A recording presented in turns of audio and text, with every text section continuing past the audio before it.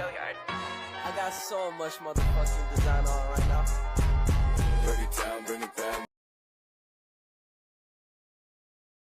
Assalamualaikum warahmatullahi wabarakatuh.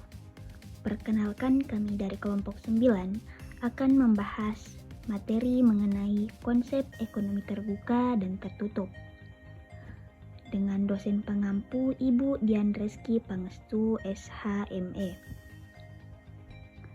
Adapun anggota kelompok kami berjumlah 4 orang, yakni Husna Mardia, Rosalinda, Wardayanti, dan Hadrianti.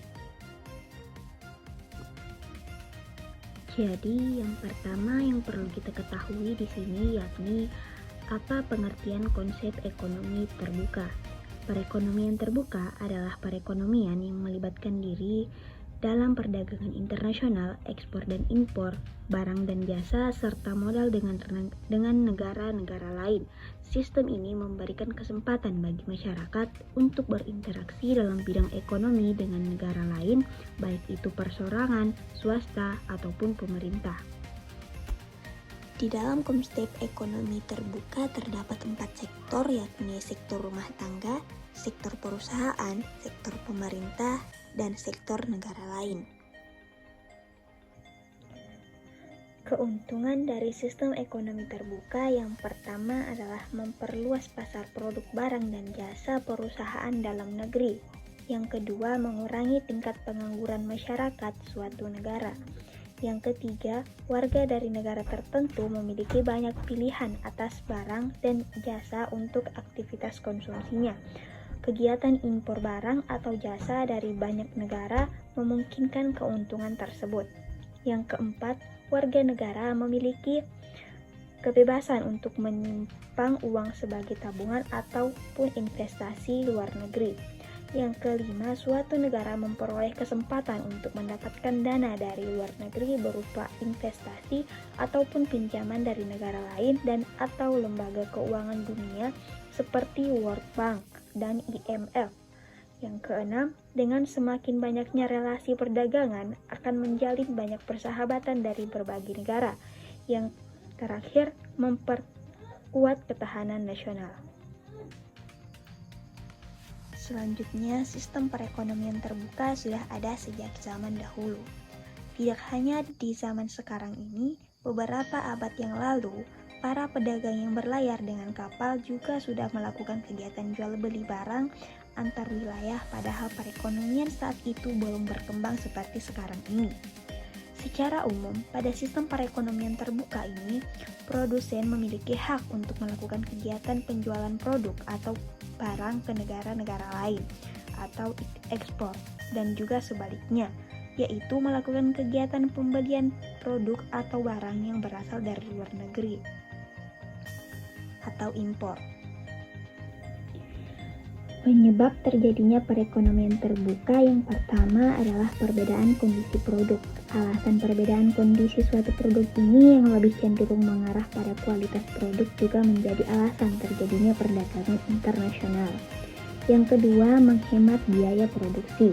Hal ini juga menjadi alasan para produsen untuk melakukan perdagangan secara internasional. Yang ketiga, perbedaan tingkat selera. Walaupun misalkan kondisi sebuah produk dari berbagai daerah itu sama, perdagangan internasional tetap mungkin akan terjadi apabila masing-masing penduduk di suatu negara memiliki selera yang berbeda-beda. Dan yang keempat adalah adanya prinsip perbandingan. Keunggulan atau comparative advantage. Maksud dari prinsip ini adalah suatu negara cenderung akan lebih berspesialisasi untuk menciptakan produk dan mengekspornya keluar jika dirasa membuat produk di negaranya itu memakan biaya yang relatif rendah daripada dibuat oleh negara lain. Selanjutnya, contoh perekonomian terbuka. Seperti pengertian dari perekonomian terbuka, yaitu suatu perekonomian atau negara yang ekonominya terlibat secara luas dalam perdagangan internasional. Maka dari itu, contoh dari perdagangan terbuka ialah ekspor dan impor.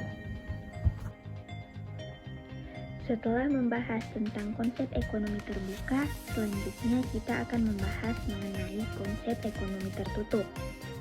Pengertian ekonomi tertutup adalah sistem ekonomi yang menutup semua akses kegiatan ekonomi suatu negara dengan negara lain. Ia menutup diri dan mengendalikan produksi barang dan jasa dalam negeri. Seluruh produk, barang, dan jasa yang dihasilkan hanya dijual di dalam negeri. Yang kedua adalah keuntungan ekonomi tertutup. Yang pertama, perekonomian negara tidak terpengaruh oleh kondisi ekonomi global. Yang kedua, tahap terhadap krisis moneter karena tidak tergantung pada sistem pasar bebas. Dan yang ketiga adalah menjadi negara dengan sistem perekonomian yang mandiri. Yang ketiga adalah masa perekonomian tertutup. Pada masa ini, semua kegiatan manusia hanya semata-mata untuk memenuhi kebutuhan sendiri. Individu atau masyarakat bertindak sebagai produsen sekaligus konsumen, sehingga tidak terjadi pertukaran barang atau jasa. Maka perekonomian ini memiliki ciri-ciri. Yang pertama adalah kegiatan manusia untuk memenuhi kebutuhan sendiri. Yang kedua, setiap individu sebagai produsen sekaligus sebagai konsumen. Dan yang ketiga adalah belum ada pertukaran barang dan jasa. Yang keempat adalah jenis perekonomian tertutup. Perekonomian jenis ini biasanya disebut dengan sistem ekonomi sederhana. Hanya ada dua pelaku ekonomi di dua sektor ini, rumah tangga konsumen dan rumah tangga produksi. Kegiatan ekonomi dapat dikendalikan langsung oleh kedua sektor tersebut, tidak ada keterlibatan para pihak. Selanjutnya adalah perekonomian tiga sektor. Jenis ekonomi ini tidak jauh berbeda dengan ekonomi dua sektor, karena negara berperan dalam menjalankan kegiatan ekonominya. Posisi bangsa terletak di antara rumah tangga konsumen dan rumah tangga produsen. Rumah tangga konsumen dan rumah tangga produksi memiliki hubungan yang sama dengan rumah tangga produksi, tetapi rumah tangga konsumen dan rumah tangga produksi memiliki hubungan nasional.